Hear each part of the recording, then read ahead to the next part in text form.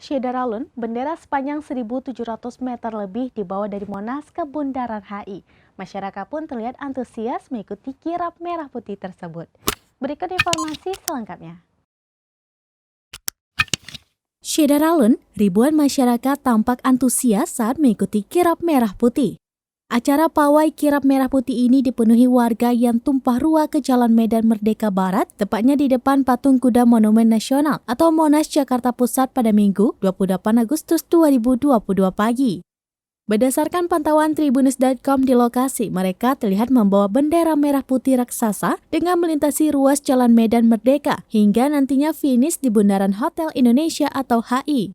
Tidak hanya masyarakat yang turun, dalam acara bertajuk Kirap Bendera Merah Putih ini juga diramaikan dengan atraksi marching band Akademi Kepolisian Republik Indonesia atau Akpol. Berdasarkan informasi yang dihimpun, panjang bendera merah putih ini sekitar 1.700 meter yang dibawa oleh 50.000 masyarakat. Adapun agenda ini dibuka secara resmi oleh Presiden Republik Indonesia Joko Widodo dari depan Istana Merdeka. Dalam pantauan, terlihat pula sebuah miniatur burung Garuda Pancasila dibopong menggunakan tandu oleh pasukan pengibar bendera pusaka atau Paskibraka.